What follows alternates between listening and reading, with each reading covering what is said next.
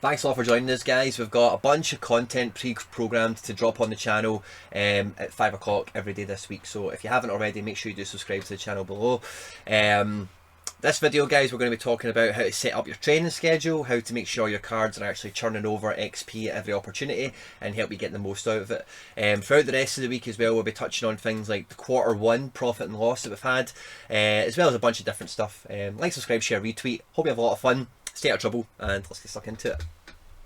Now, as you can see already, for the first game week of the new Matrix, game week 103, we've already got 15 teams entered for training. Okay, now I kind of done this off camera, just to see how many lineups I was getting and just to organise things as best I can. What I'm going to do, but for the benefit of the videos, I'm going to hit this button clear, and you get this option every game week to clear your formations equally.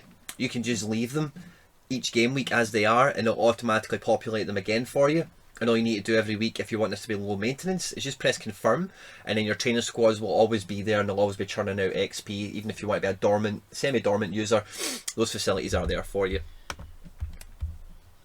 So the reason I wanted to make a video kind of touching on this is because the training squads, so of course you can scroll through your gallery and try and work everything out for yourself, kind of manually, make a list, make some notes, that kind of thing.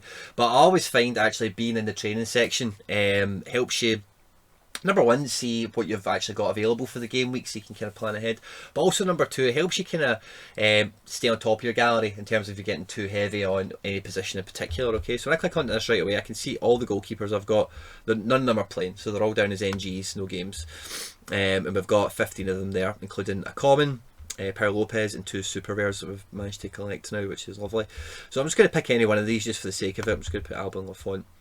I'll then bring up the defenders. First thing, of course, is players who are playing games. But when you're in the training section, especially in a game week like this, it's a great opportunity to take a wee step back and kind of reflect exactly where the gallery's at and exactly what competitions you can theoretically enter with a good bit of weight and a good bit of power.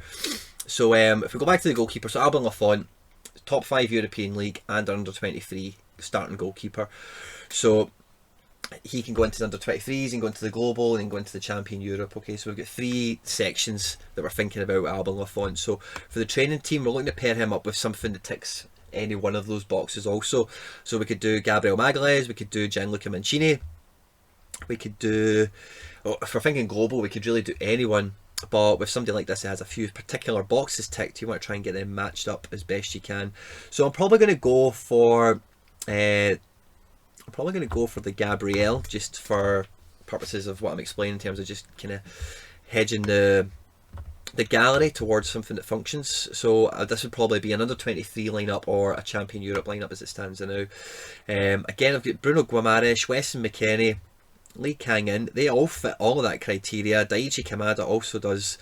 Ferran Torres. So we've got quite a lot of options now. Zaniolo is unfortunately injured, and a bunch of our guys towards the bottom here. So I can see, actually, do you know what? Under 23s, I've got quite a lot of options. Champion Europe, I've got a fair amount of options. And global, of course, there's buckets of options pouring out of here. So I'm just going to go with Guimaraes, just because I know he's a starting midfielder and whatever as well. Then we get to the forwards. We're in the same kind of little boat. So we're looking at forwards, around them under 23, around them in a top 5 league.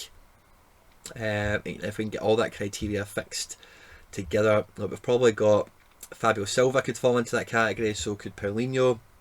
For different reasons, I'm not going to opt in for them. Yusuf Badji is a non-top 5 league, so he'd be a challenger Europe rather than a champion Europe.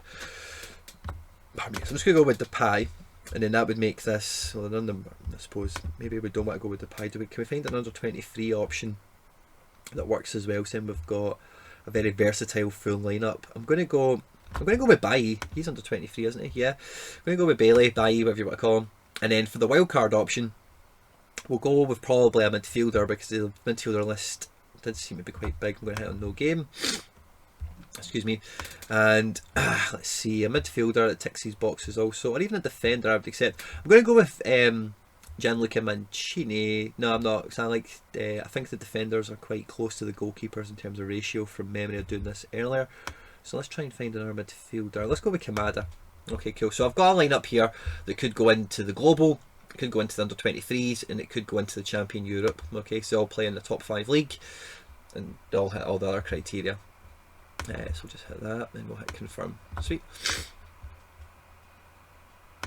Here we have a nice Challenger Europe lineup, which is looking pretty good.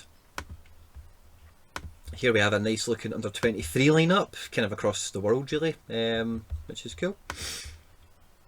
Here we've got a decent little Asian lineup. Unfortunately, Pity Gonzalez in the Saudi Arabian League isn't actually covered by Opta on SoRare at the moment, but that then highlights to me that if I do want to enter an Asian competition, that I am really struggling up front. I do need a forward to come into that. So again, proof and pudding in terms of what we're looking at, in terms of using the training facility to help us keep a monitor on the gallery and exactly how it's panning out.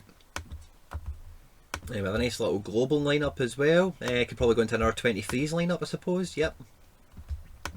Well covered across the leagues, which is nice. You know, Spain, Italy, England, America, Japan. Good little rig out. So we're about a third of the way through. This is basically just a lineup. Zaniolo and Vela are injured, of course. Ronaldo's a common. And Mbemba was a reward, and Nubel might be on the move. So this is just a squad that I want to get training. You know, I might not be using them as a specific lineup as such, but they're ones that I want to make sure that I'm getting into training and ranking them up as quickly as I can. Same again with this one, as this one, and this one. And this one, and what I'll sometimes do is I might put something like Depay in a really crap training squad just to make sure that he's going to be captain, because sometimes if you load up all your training squads, all the best players in them, you can only make one of them captain and you want that extra boost. So it's a good idea to spread your key assets across and make sure you can captain as many of them as you want. Now, one thing I did notice this week when I was putting my training squads together is I have now accumulated 5 MLS goalkeepers, so I'm going to try and make 5 really good, really strong MLS lineups out of my training squads just to see if I can actually deploy 5 squads competitively. So here's the first one, all fit and playing, competitive lineup I would say. Squad number 2. Squad number 4. Now, I put Vlasic in here because I do have some MLS players in some of these other squads, like Vela, and there's a few other guys that I'd put into different squads, Mark McKenzie and whatnot. And then this would be the last lineup, and again, we've subbed out some non-MLS players because we've already scattered some MLS players throughout some other lineups already. And that gets us a full 15. Now, this is where it gets really interesting. So as you can see, we've got 15 teams registered, they're all listed there, and you can go back and check through them, you can edit them, you can do whatever you want really. But when I go into register team 16, what I'm going to do is I'm just going to click straight away on that wildcard option, the extra card, and it's going to show me everything that isn't in training now, okay? So when I look at this, I can see, right, and I've deliberately kept some of the players that are actually, playing this week away from training for different reasons I'll touch on later. But we've got a rare, a super rare, another 3 rares, so that's 4, 5, 6 rares, and a super rare. None of them are forwards. We've got a few defenders, a few midfielders. There's a few common forwards. So another goalkeeper, we could get another lineup out. Maybe another 2 lineups with another 2 goalkeepers. So again, then that helps me make a little mental note of where we're at in terms of what squads I can capably put out, where my strength is, where my weaknesses are, where I need to maybe get like an Asian striker involved, that sort of thing. And I do recommend you do this every opportunity you can when you're trading, when you're buying, you're selling, just to keep on top of it, because the last thing you want is like, I think when I reached like 20-25 cards, I only had like 2 goalkeepers and 2 strikers, and it was all defenders and midfielders, and I felt really overstretched in those areas and really undercommitted in others. And when you're building this up, patience is very important, number 1. Your buys are super important. You don't want to be making ones that they're lackluster, you're not excited about, and you don't want to be feeling as if you've paid over the odds. So please take your time, make sure you're planned and you're calculated, and using tools like this to help keep you right in terms of, right, okay, well that's an under 23 lineup, there's a global, there's an Asian, there's an MLS, there's a champion Europe, whatever it might be, and it just helps you kind of manage everything properly and make sure you're focusing your efforts in the right direction. If you're new around here and you have enjoyed the content, please make sure you like, subscribe, share, retweet, all that good stuff, guys. Stay out of trouble, and I'll catch you on the next one. Take care, bye bye.